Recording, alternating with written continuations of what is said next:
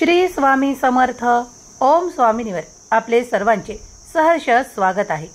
आज सोमवती अमावस्या. काहीच केले नाही तरी चालेल, पण संध्याकाळी घरातून बाहेर फेका ही एक वस्तू. घरात इतकं पैसा येईल, सुख येईल की 7 पिढ्यांचे दारिद्र्य नष्ट होऊन जाईल. जर तुम्ही हा उपाय केल्यास तुम्ही तुमच्या जीवनात ते सुखद अनुभव शकाल. जर तुम्ही ही माहिती संपूर्ण ऐकली, उपाय ऐकला आणि केला तर तुमच्याही आयुष्यातील दुःख, दारिद्र्य आणि काळजी नष्ट होण्यासाठी तुम्हाला आजचा दिवस लाभाचा ठरेल. उद्योग व्यवसाय असतील तर ते व्यवस्थित चालत नसतील तरीही हा उपाय तुमच्यासाठी लक्ष्मी खेचून आणेल. कितीही कष्ट करता पण त्याला यश काही केल्या येत नाही, तेव्हा हे असे काही उपाय केल्यास तुम्ही लक्ष्मी मातेला खेचून आणू शकता. तुमच्या सौभाग्यात वाढ होऊ शकते.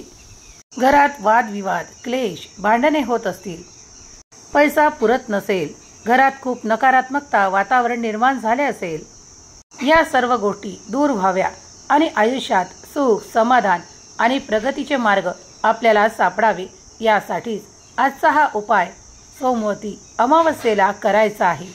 आज दिवसभर आणि उद्या सकाळपर्यंत अमावस्या आहे.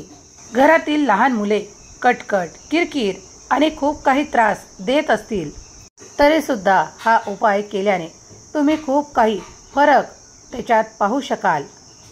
खूप शुभ परिवर्तन तुम्हाला दिसून येतील. ज्याप्रमाणे घराला दोष लागतात काही, त्याचप्रमाणे लहान मुलांनाही नजर दोष लागतो.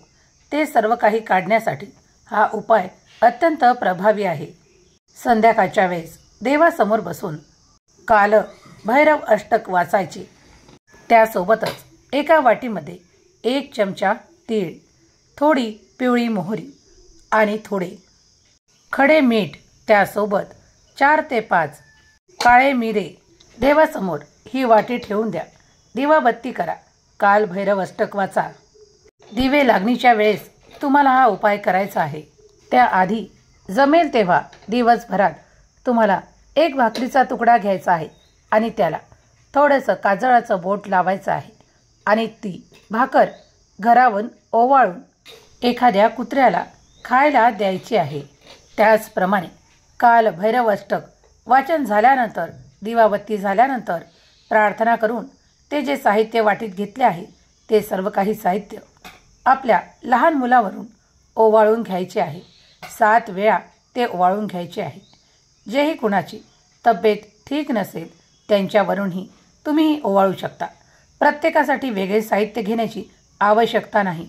हे एकदाच सर्व काही साहित्य जे घेतलेले आहे ते घरातील प्रत्येकावरून ओवाळून घेतले तरी चालेल आणि बाहेर निघताना घराहून सुद्धा ते 7 वेळा ओवाळून घ्यायचे आहे आणि दक्षिण दिशेला नेऊन टाकून द्यायचे आहे. मागे वळून पाहायचे नाही. घरी आल्यावर स्वच्छ हात पाय धुवून घ्यायचे आहे.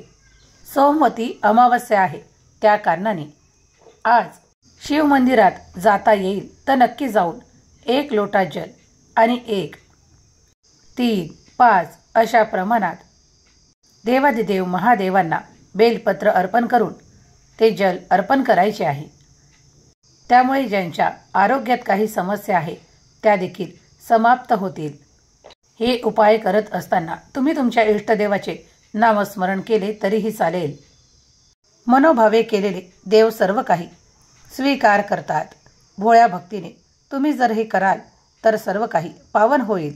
मनात कुठेही शंका न घेता हा उपाय केल्यास फलित निश्चित होईल. मनातली भय, भीती, क्लेश, दुःख, दारिद्र्य आणि काळजी नाहीसी होण्यास देव आशीर्वाद प्रदान करतील.